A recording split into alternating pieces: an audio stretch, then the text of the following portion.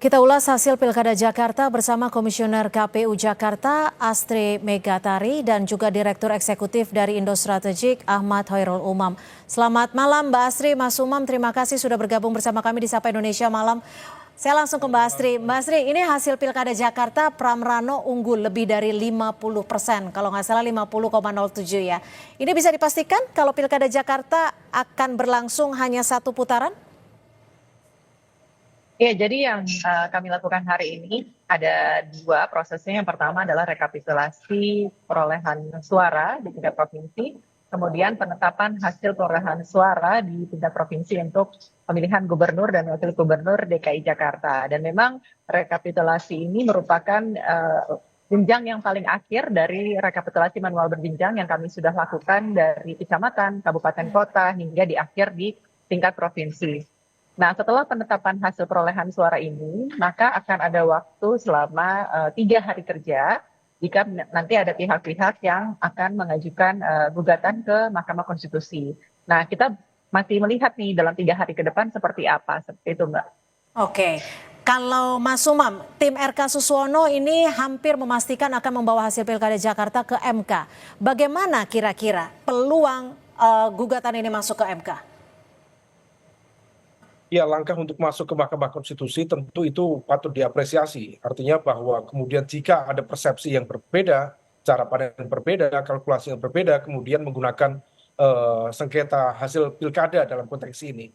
Tetapi kalau misal kita merujuk pada aturan yang ada, let's say dalam konteks Undang-Undang Nomor 7 tahun 2017, tepatnya dalam konteks pasal 286, yaitu tentang aturan pelanggaran yang bersifat TSM, terstruktur, sistematis, masif, di mana pilkada juga menjadi bagian dari rejim pemilu dalam penjelasan tersebut, bahwa memang tidak mudah untuk membuktikan apakah pelanggaran yang terjadi misalnya di Pilkada DKI Jakarta itu bersifat terstruktur, sistematis, dan masif.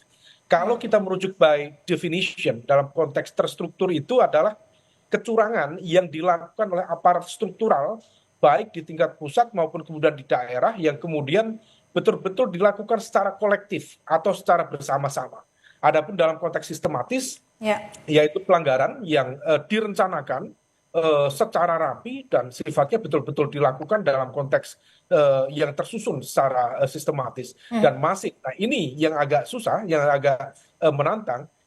Definisi masif itu harus dijelaskan bahwa memang pelanggaran itu berdampak terhadap setidaknya kalau misal pada rezim undang-undang pemilu. Oke, tapi singkatnya gini Mas Umam, pembuktian seperti apa yang bisa dipastikan bahwa bukti-bukti tersebut memenuhi syarat untuk masuk dalam sengketa pilkada di MK? Ya, pertama yang bisa dilakukan adalah tentu membangun argumen dengan materi-materi bukti yang memang konkret. Maka kalau misal kemudian nanti dari tim Mas Pram dan juga Rano Karno mengajukan C1 ya, tentu kita harapkan betul-betul materinya solid. Kalau misal C1-nya bisa diperdebatkan, maka kemudian harus dengan data dan fakta TSM tadi. Nah, by definition dalam konteks aturan Bawaslu yang sebelumnya, kalau misal kita jadikan itu sebagai jurisprudensi, maka paling sedikit pelanggaran itu terjadi di 50% atau separuh dari wilayah pemilihan. Artinya bahwa disitulah kemudian konteks sistematis dan masifnya bisa diperdebatkan. Tapi kalau misal tidak, hanya terjadi di beberapa TPS tertentu, rasa-rasanya argumen sistematis dan masifnya itu akan sulit untuk dibuktikan. Nah, itulah yang kemudian agak tricky di Mahkamah Konstitusi nanti. Mbak Astri, tadi saat pengumuman penetapan hasil pemilihan gubernur ada berbagai warna gitu ya, ada aksi walkout, ada juga keberatan dari pihak 01 dan juga 02. Mereka tidak mau tanda tangan. Lalu apakah ini akan berpengaruh pada legitimasi hasil Pilkada Jakarta? Dalam rekapitulasi baik di tingkat kecamatan, kabupaten kota maupun provinsi, para saksi dari paslon yang hadir ini memang diperkenankan ya untuk mengajukan keberatan atau mungkin jika misalnya ada data-data yang tidak sesuai itu bisa menanyakan atau berbicara di dalam forum. Termasuk tadi yang disampaikan oleh pihak dari saksi paslon 01 ada beberapa keberatan yang mereka ajukan. Namun seluruh keberatan itu kami sudah jawab, baik di tingkat kecamatan, kabupaten, kota, maupun tingkat provinsi. Karena rata-rata yang disampaikan oleh fraksi dari paslon 01 tersebut, itu adalah keberatan yang memang sudah mereka ajukan dari tingkat di bawahnya pada rekapitulasi yang jenjang di bawah provinsi, yaitu di kecamatan dan kabupaten kota. Seperti contohnya misalnya terkait dengan distribusi C pemberitahuan. Hal tersebut juga sudah kami jawab dengan menggunakan data-data form C pemberitahuan, jumlah yang terdistribusi dan yang tidak terdistribusi. Dan untuk di seluruh provinsi DKI Jakarta, jumlah C pemberitahuan yang terdistribusi itu 90% lebih. Jadi hanya ada 9,7% dari form C pemberitahuan yang tidak terdistribusi, dan itu pun dengan berbagai alasan. Misalnya pemilih yang bersangkutan meninggal dunia, kemudian sudah pindah domisili, lalu juga berubah status, tidak dapat ditemui, dan seterusnya. Jadi seluruhnya dari keberatan-keberatan saksi tersebut sudah kami jawab seperti itu.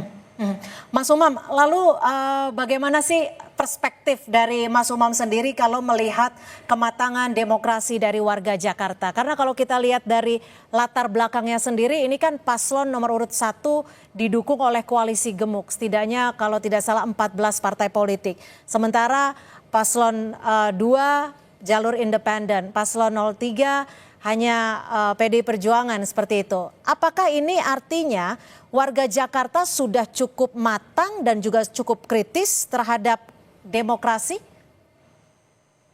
Ya, bagaimanapun juga masyarakat DKI Jakarta relatif memiliki tingkat literasi politik yang jauh lebih baik dengan tingkat well informed yang lebih memadai dibanding wilayah-wilayah yang lain. Sehingga ketika kemudian terjadi dinamika menjelang pembentukan koalisi, rasa-rasanya mereka cukup well informed, dan plus pada situasi saat ini tidak terjadi eksploitasi politik identitas, sehingga kemudian polarisasi juga tidak terjadi secara signifikan di akar rumput. Maka memang basisnya lebih pada konteks memilih cara pandang, pemikiran, visi, misi, platform, meskipun outputnya dari sisi participation rate relatif cukup rendah, praktis hanya 58% dibanding yang sebelumnya 70-80%.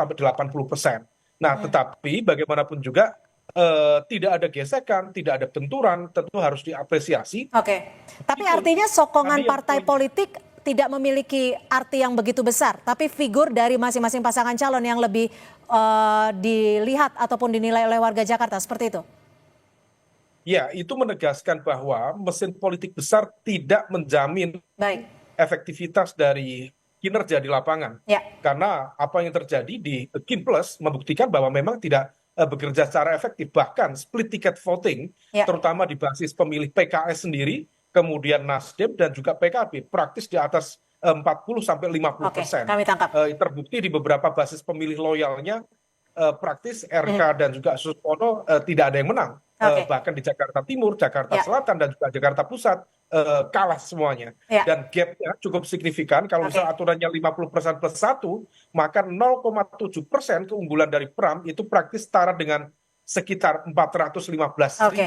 Saya ke Mbak Asri. Mbak Asri, ini persiapan apa yang akan dilakukan KPU Jakarta ketika nanti akan ada gugatan sengketa pilkada? Apa yang akan KPU bawa? Bukti-bukti apa yang akan dipersiapkan? Tentunya kita lihat dulu ya Mbak, apa kemudian materi gugatan yang diajukan kepada KPU DKI Jakarta terkait penyelenggaraan pilkada ini.